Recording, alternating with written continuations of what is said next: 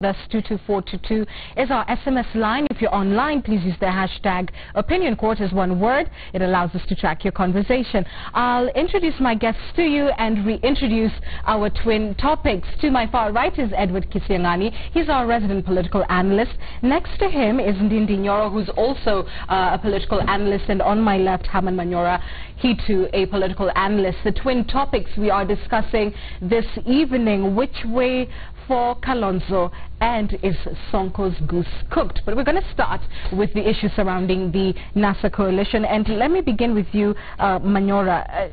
Is Kalonzo speaking, or is his team rather speaking from both sides of the mouth, when on the one hand they say that he must be the presidential flag bearer, and then on the other he comes out with a presser this afternoon saying no, he's still very much in the NASA coalition? You know, it depends on how you look at it and where you are coming from. There are four gentlemen in NASA. Each of these want to be presidential candidate, and you'll do everything within your reach to get the ticket. So all these moves by Kalonzo and any of these four gentlemen is aimed at ensuring perhaps that it is them who get that ticket. So I want to read all these things that are happening in that context.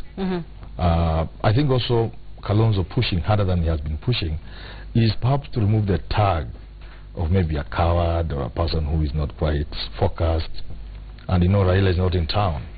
I remember last time Raila was not in town, when he came, the kind of came to a standstill.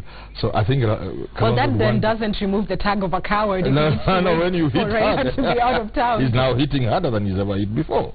Shouldn't he, if he wasn't a coward, because you've used the word, shouldn't he be hitting hard whether Raila is in or out? No. He wants to show that there's no vacancy. There's no vacuum. All right. Yeah. Okay, so it's strategy. What is it for you? I think what Kalonzo has been doing in Wiper is like seeing a human being in the streets of Nairobi with placards claiming that he's a human being. He's been denying the obvious for too long, and it seems that NASA cannot hold waters anymore.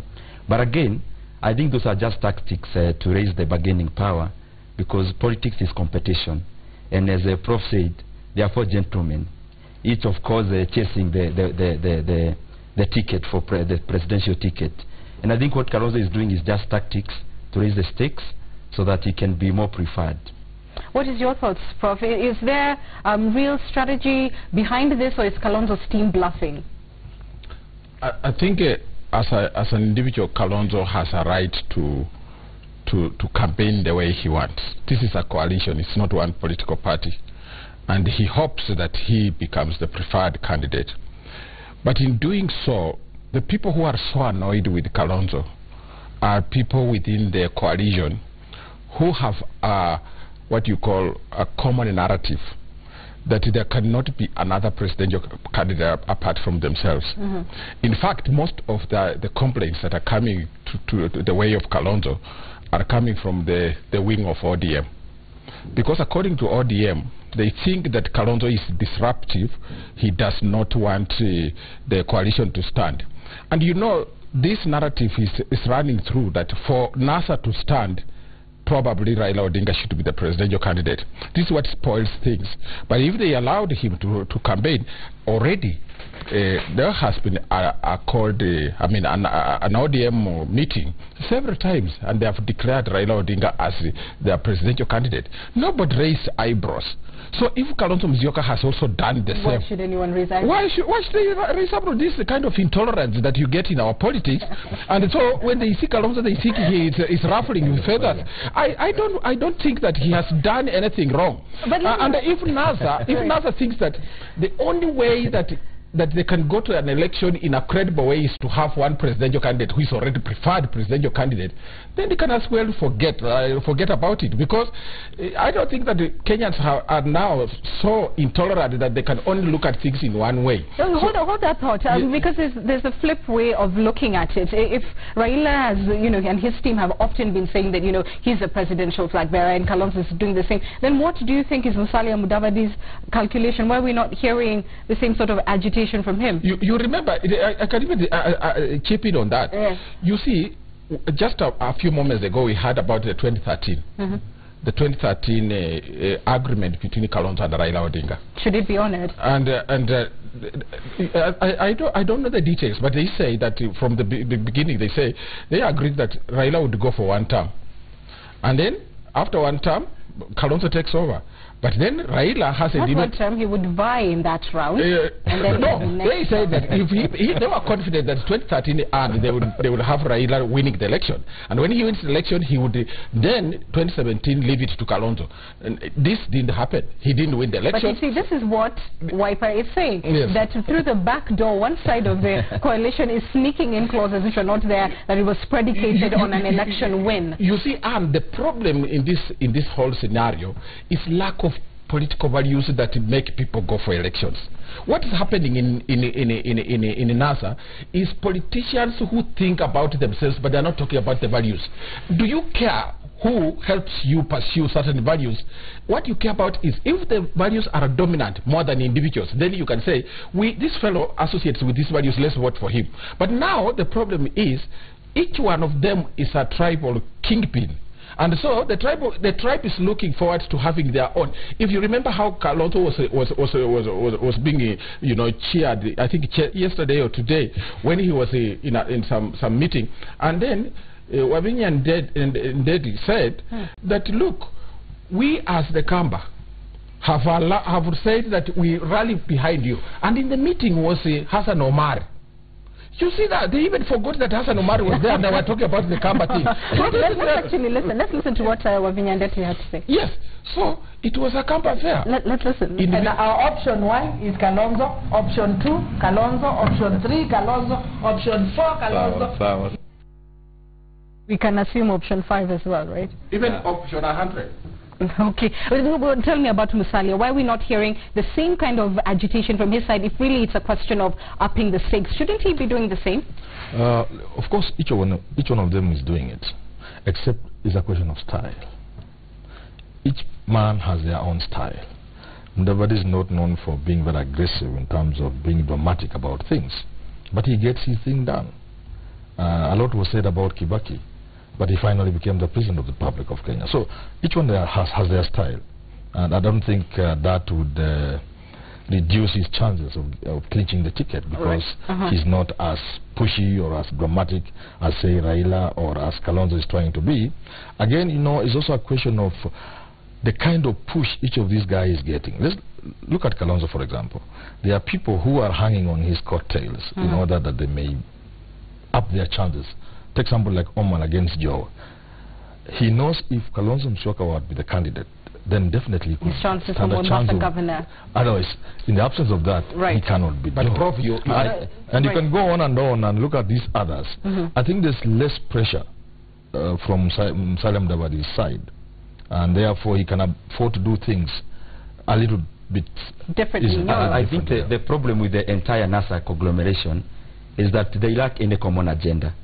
The only thing they have is that they have tribal kingpins, and the only thing that you can be based on is in terms of the number of people in your tribe. And I think that what Kalonzo was trying to do in terms of bringing the Kaba leaders together is that to flex the muscle. And in terms of Mudavadi, he has 2 million people behind him. 2 million. In terms of Mudavadi, remember he's not alone in his tribal cocoon. And of course, when you look at Raila Odinga, he's still eating into his tribal arithmetic. Therefore, I think what NASA should do, number one, is first of all to tell Kenyans what they stand for. Then from there, they can start rallying around a certain policy and a certain agenda. But even with the arithmetic, can you argue that the entire Ukambani region will vote as a bloc and 100% for Kalonzo Musyoka? Is that your belief? Far from the truth. I think even the body language of Kalonzo himself, I think he's actually not in NASA. He's more in the border between Jubilee and NASA than actually being in NASA. These prophets. These are prophets. These are magicians. The problem is not whether Kalonzo. It doesn't bother me a cent that Kalonzo is either on the border or is he towards Jubilee. What is important is this: this guy has a right to make decisions. If he gets fed up with the NASA today and walks out, nobody should create commotion. Is NASA viable without him and 2 million votes? I think the assumption, you know, we are talking about young people like Ndindi. Yeah. Actually, these are the people we are talking about. He has talked about, do you think this generation will talk about tribe? I'm asking you. You are young. Yeah. So what is your generation talking about? But if Kalonzo called you, how many young people did you see that? Give me a minute, because he said something that can't be allowed to pass. That these gentlemen in NASA don't know what they are doing. They have no agenda. These guys, I believe, know what they are doing. They can look at this country and they see the problem and challenges facing this country, and they are determined to make a contribution towards changing this country. And therefore they know what they need to do. They know the problems of this country. They want power to be able to change this country. So you cannot say they don't know. But they don't know who should lead. The question of who should lead, the question of who should lead, we must give it to them, is a little challenging. So that, you know, it's not just a question of Raila Odinga or Musalia Mudavadi. There are also other factors and forces, such as the people they represent, for example. You know, this country is the politics is tribal, so you must really calculate what will be the impact of declaring Kalonzo the presidential candidate. Can NASA detribalize the politics, given that it has made every attempt in terms of, well, at least what it says, to reach out to leaders who are from, you know, just across the country? The fact that they're able to put together these strong gentlemen from strong communities together is an indication that they can change. Every society has its moment that it can use to change things. We had our moment, for example, in 2002, when the entire country rallied behind Mwai Kibaki. Had Mwai Kibaki not betrayed that, this country would have buried tribalism and forgot. How did he betray it? By betraying the people who worked with him. How did he do that? You know what he did to Raila? By trashing the MOU, by allowing Gorokos to surround him immediately, he got power. Let me return to my earlier question, because unfortunately you've said it's a question of tribal arithmetic, and it may be the time for Kenya to rise up. Perhaps 2017 may be it, but nonetheless the question holds. Each of these men come to the table as men who have a certain amount of following, and the following that is behind Kalonzo Musyoka is estimated at around 2 million. Can NASA survive without that 2 million? And if it can, where would perhaps a possible Raila Odinga presidency gets that 2 million from?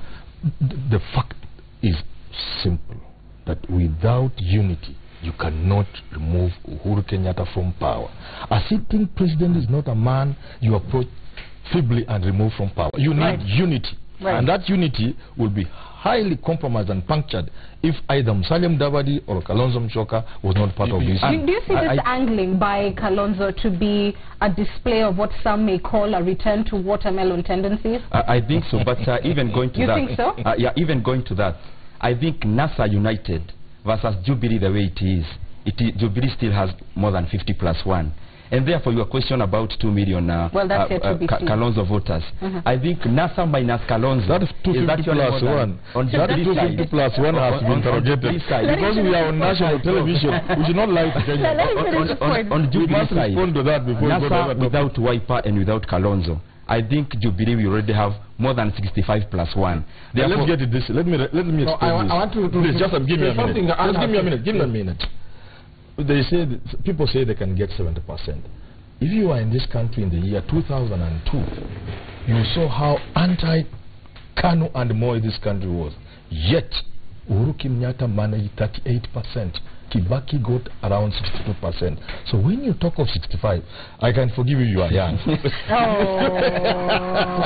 The mood in the country then. And now, what you are saying again is not borne out by demographic reality. The demographic reality in this country is that if you put these two communities together, plus a little top-up, they can't even get 45%. So where is the 50% plus one? How much? You are making a mistake. We can't pretend over this matter.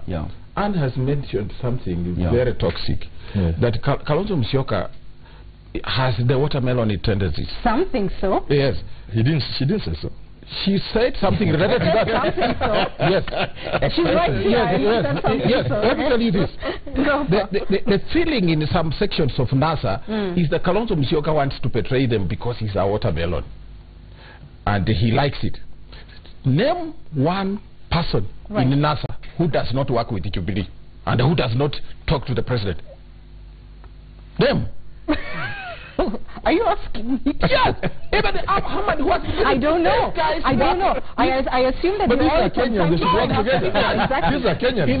In fact, President Uhuru is a Kenyan. most of this NASA Deputy William Ruto is a Kenyan. He can work with a Kenyan Raila. With a Kenyan Salim Fair Dawud. enough, fair enough. Listen to the point he's making. if we are talking about a watermelon, then everybody in NASA is a watermelon. That's why I told you I don't Yes, know. What Anne meant is that Kalonzo is more watermelon than the rest. No, that is not what I meant. In fact, nobody should accuse Kalonzo of having been seen talking to Jubilee people, because there are so many people in NASA who talk to Jubilee in the night, but during the day they make noise. But Anne, I have advice for Kalonzo. Give it to him.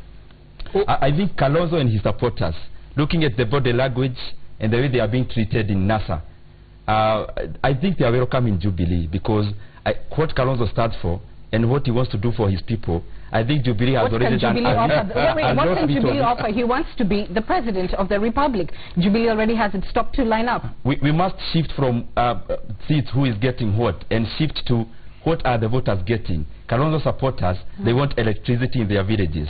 They want water. Do they need to be in government to get that? They don't need to be in government, but it's safer being there. And again, why not join the winning team? It should be safe for us wherever we are, whether we are opposition or in government. What the difference between, okay, you think it's better for Kalonzo to be part of government or to be government? Kalonzo wants to be government, not to be part of government. Address my point. Yes. Don't leave it to go. Please go ahead. Who? Because you look like you are leaning towards a certain... No. I could easily see you as a sympathizer of NASA. No, you are wrong. I could be wrong. I could be wrong. If I'm given a chance, I'll advise you. Yes. How many... Or if you're given a chance. I will advise him, like you advise Kalonzo. Yes. How many people can you single out in NASA that are not so close to Jubilee politicians? I've asked you, what's wrong with them being... Why, what's wrong with that? No, because... What's wrong with leaders talking? The attack that is being meted against Kalonzo is... By who? By people who don't understand Kenyan... You know the watermelon thing. And tomorrow, watermelon is a... Tomorrow, let him make tomorrow somebody... You know there's Wiper, there's Fort Kenya. Yes. You will realize that when one person walks out and talks to Jubilee or looks like he's embracing some things in government, in Wiper they will call you a watermelon. But will you be called a watermelon if you are in the ODM? Probably they will sanitize. Let me tell you this. So I'm saying that... I know again you are a born town. Those of us who used to do hunting. I'm a rural guy. I'll tell you about hunting. Hey, what's wrong with being born in town? Let me tell you, let me tell you about hunting. If you look at how game hunting takes place, one animal is isolated for whatever reason. Then you chase that one animal. The enemies of NASA are trying to isolate and focus their attention on this one player called Stephen Kalonzo Musyoka. And their hope is that at some point he could melt. I could have very bad news for them. Having observed the political scene in this country, I'm more than convinced waiting for Kalonzo to leave NASA, maybe waiting for Goddo Abukare sometime. You are an insider. Prof, I have one last question on this because we must shift to our final topic, but it's not for you, it's for the 2 other gentlemen. I want to read you a quote by actually Edward Kisiangani, and it says, Raila Odinga is the Jubilee candidate in NASA. Do you agree? There is no Jubilee candidate in NASA because, of course, NASA is a competition to Jubilee. But I think having Raila Odinga as the presidential candidate in NASA. Will that be the easiest candidate to beat for Jubilee? Jubilee will take him on like minced meat. By 10 o'clock in the morning, Jubilee will be in State House. I want to tell you one thing, and this you can take to a good bank. Which one? What I want to tell her. Raila Amolo Odinga is a living nightmare for Jubilee. He's the one man who makes Jubilee not sleep at all. Let me tell you for sure, and you can take this to the bank. A good bank again. If Raila Odinga got out of Kenyan police today, I'm afraid there may be no elections in August. So this narrative about wanting bring on Raila is cheap psychology. This is the man who... It's reverse psychology, is it? This is the man they dread to meet. Okay, Prof. Really, much as any of these 4 gentlemen can take on Jubilee, and I have no doubt they can beat Jubilee. You believe not, the presidential candidate should be Raila? I know Raila has something about him that makes people uncomfortable. I would like to make it clear. Why hasn't it worked? I'm not saying, Prof, for example, I'm not saying, this is not the first I want to clear this so that the viewers... Let him speak. No, I want to say this is not the first time Raila Odinga is on the ballot as the presidential candidate. Yes. He has always lost. He won in 2007. Did he win 2007? Let me just clarify quickly. Anne has quoted me correctly. I've said that Raila Odinga in the past is the Jubilee candidate in court. That's correct. And now the Jubilee candidate in NASA. That does not mean that Raila Odinga is not influential. Nobody's questioning him. But he can do what he did for Kibaki in 2002. Yes. That is when he's lethal. But as a presidential candidate, he's nothing. He's not. I will ask you one question before we leave this topic, with the permission of Anne. Who won the 2007 election in this country? You were there. You were not a kid. No, I was not a kid. No, I don't think we're going to take that route because I think even was it? Who won? Didn't know. Let's move on to our second topic, which is this. Senator Mike Sonko, who's eyeing the governorship of Nairobi, says there's a plot to lock him out of that bid by denying him a certificate of good conduct. Sonko says police have denied him that certificate on the basis of a 17-year-old case that has neither been tried nor, of course, ruled upon. And of course the Jubilee nominations deadline to hand in the certificates is tomorrow. So question being, is his goose cooked? First of all, the burden of proof in terms of certificates when it comes to parties resides on the candidates. Therefore it's upon Sonko to prove to the Jubilee party that indeed he should qualify for a certificate of good conduct. And again, Anne, there is the issue of certificate, the KCSE certificate, yet he has a degree.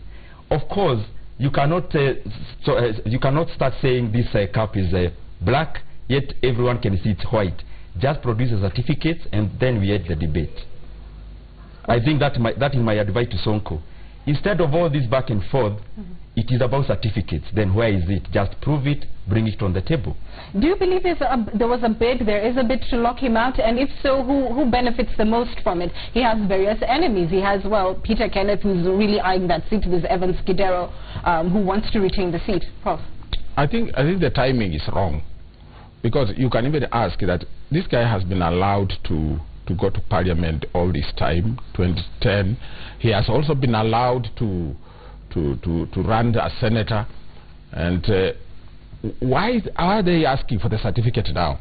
So there are two issues. First, by asking for the certificate, because this is a requirement, they are not wrong. It is the right thing to do because they need to know, according to the rules, if the certificate, the man has the certificate. But the timing also shows you that the agenda is different. I think probably he has been already... he has expired, politically speaking. It's like goods which have expired and he's no longer useful to the team, and now they would like probably to throw him away because he's no longer useful. He doesn't fit in the political equation in Nairobi. The impact of that, I just saw some reaction from the social media. People have started reacting. Sonko has a huge following. And you can, the group that follows Sonko is this group that you see, this indeed. Now, and that's why I asked in an earlier discussion whether these people would still be rounded up, this generation, and be called a tribe, and they accept it. If they don't accept the direction that things are taking now. And let me bring you some news as you're speaking. We understand that on his official Facebook page, he has posted pictures for those two certificates saying, "Thank you, God. I just got my certificate of good conduct this evening." Would it have been a massive backfire or maybe trouble for Jubilee if at all anyone messed around with that? Maybe that is the point I was making. I hadn't envisaged that. But then I'm saying, if these young men, whether they come from Central Kenya or Luo Nyanza or Coast, who believe in him, find that he has been locked out, probably you can't push them into a tribal... Who would have wanted to do such a thing? Who would have benefited from that? I think they did. There was no beneficiary. Even the people who plotted it, if that is what they plotted, they are not very smart.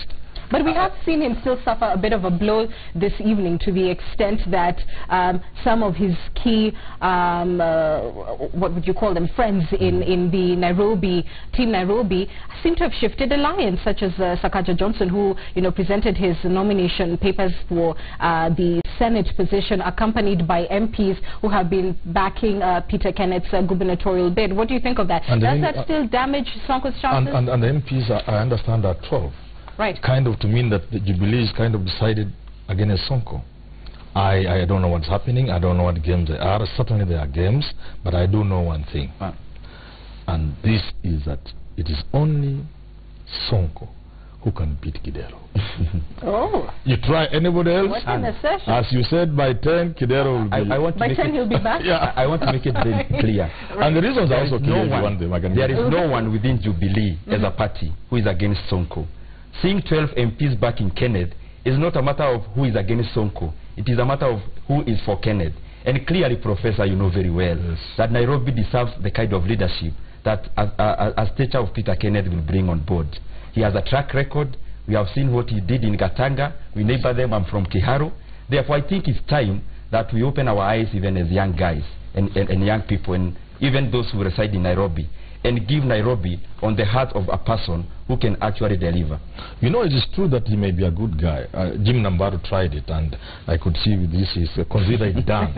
He wasn't given the chance to have it done. So Peter Kennedy may be a good person. There may also be bigger games at the national level, the national politics. We could be looking at 2022. That I don't know. True. But what I've told you, and which I want you to allow me to repeat, is that it's only Sonko who can beat Kidero. Why is that? The reason is Sonko has his own fan base. He has followers. Who are they?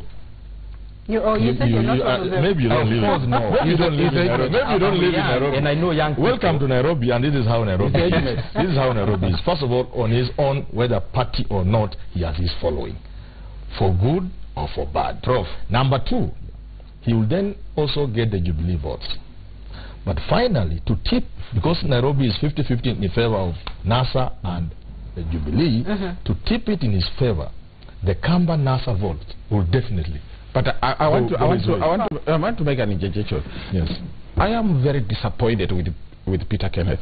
Why? The reason why I'm disappointed with him is this guy had his own political party. And when he was campaigning to become our president, he said he wants a nationalist agenda. But he was running away from tribe. He was running away from ethnicity. But Peter Kenneth was boxed back into ethnicity, and that is why his candidature in Nairobi irritates very many people. Especially for some of us who believe that Kenya should be a nationalist thing. They have pushed him. You know, his fate is like the fate of Martha Karua. You try to run away from a monster. You run away from it until you say you get tired, and then tell the monster, I'm like, that's why I'm at your disposal. You can send was failed. The people of Nairobi is likely to go back. Prof, yes. But I don't know which tribe in Kenya is called Jubilee, because Jubilee is a party that cuts across all the tribes in Kenya, and therefore Peter Kenneth joining Jubilee is actually coming to where Kenyans are. The reason why he was told, the reason why that Peter Kenneth joined Jubilee is that he found the ground in central Kenya hostile to him. So they told him, if you want us to support you, including the diaspora, support Kamwana. Kamwana means the president. Forget Nairobi is a county and it's not central Kenya. Peter Kenneth is vying to be governor of Nairobi. Yes, but there is the Kamwana factor. Let me read to you part of the post that the Nairobi senator has put up on his official Facebook page, and I quote, "Thanks be to God, I just got my certificate of good conduct this evening." And then he goes on to say, "It is on this breath that I am telling you, Bwana P.S. Wahio Powerful Ministry, that if you want to join politics, just quit and come to the ground to Pambane instead of creating unnecessary obstacles on my path by trying to block the clearance of my certificate of good conduct." And then he goes ahead to say that let me be rejected by the people and not you and MPs who are not even sure of their re-election. End quote from Mike Sonko. What do you think? It is the same thing I'm saying. In a straight, free and fair nomination within Jubilee, Peter Kenneth will lose so badly. He will never want to do politics again against Sonko. Dear. He will lose so badly.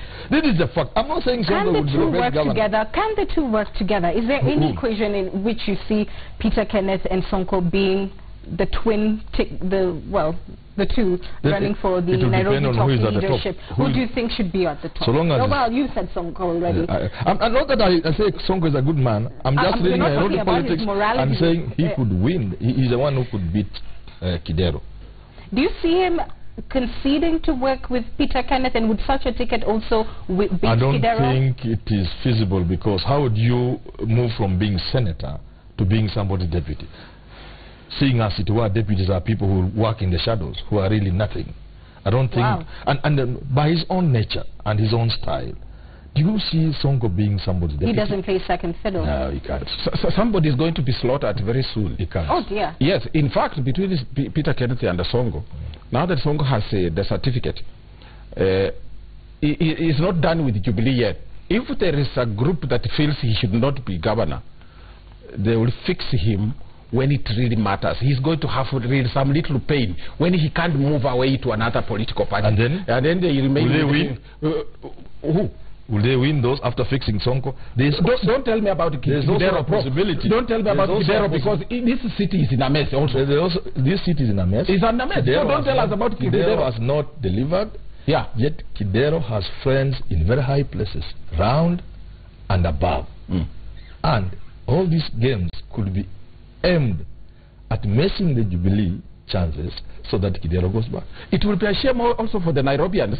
What issues will they be making? I think I agree with you, because they might vote for Kidero because he's also capitalizing on an ethnic vote. Yeah. This is something that is enunciating. I don't want anybody to tell me Kidero will pass because of ethnicity. Then also Peter Kenneth comes because of ethnicity. We need a different narrative. I think that's a great note to wind us upon, gentlemen. We're out of time. I sincerely thank you for your views.